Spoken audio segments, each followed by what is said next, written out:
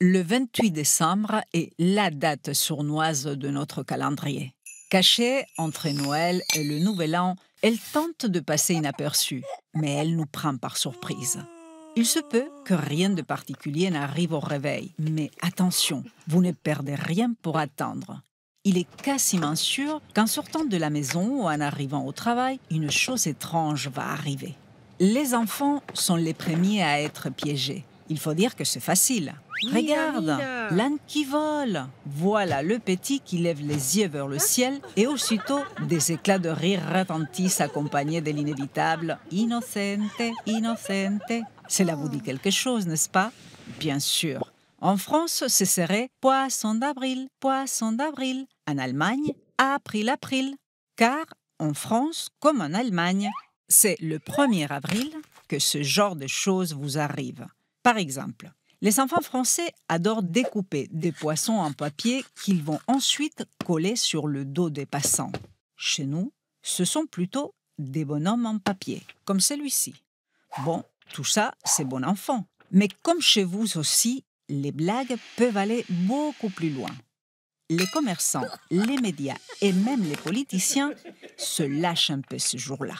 Ce qui est curieux, voire choquant, c'est la date que nous avons choisie, nous, les Espagnols, pour nous livrer à ces petits jeux. Et oui, car le 28 décembre rappelle en fait un événement particulièrement horrible du Nouveau Testament. Selon saint Matthieu, Hérode, roi de Judée, voit son règne menacé par la naissance de Jésus. Comme il ne sait pas où trouver cet enfant si dangereux pour lui, il ordonne de tuer tous les enfants de moins de 2 ans nés à Bethléem. Depuis lors, l'Église catholique commémore chaque année ce massacre. C'est la fête des Saints Innocents, le 28 décembre donc. Des petits innocents morts pour le Christ, mais surtout à sa place. Alors, notre bonhomme symboliserait-il ces petits innocents? C'est un peu léger, je sais, mais en espagnol comme en français, le sens du mot « innocent » c'est certes d'abord une personne non coupable, mais c'est aussi une personne un peu naïve, facile à tromper, en simplé, quoi. Et chez nous, une inocentada, c'est une mauvaise blague. Depuis une trentaine d'années, la télévision se charge de compenser notre sens de l'humour douteux par une sorte de grand show qui incite les téléspectateurs à faire un don. Ça se passe le 28 décembre.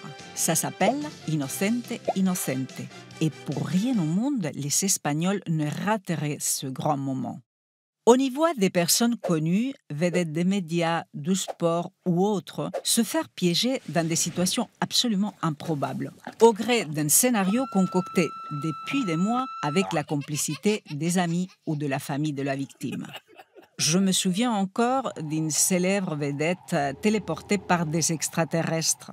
On la voit quitter Madrid en voiture avec son mari. Très vite, la voiture se retrouve prise dans un épais brouillard, très dense. Quand ils s'en sortent, quelques minutes plus tard, ils sont éblouis par des lumières très vives.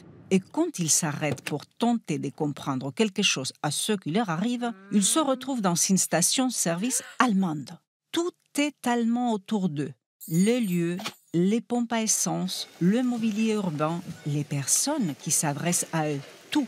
Et même la police qui leur explique, carte à l'appui, qu'ils se trouvent à Rosenheim, à 1500 km de Madrid. Impayable. Les bénéfices de ce show télévisé sont entièrement reversés à l'aide aux enfants atteints de maladies orphelines. Une bonne action, probablement, pour que les saints innocents nous pardonnent de commémorer leur massacre avec tant de légèreté.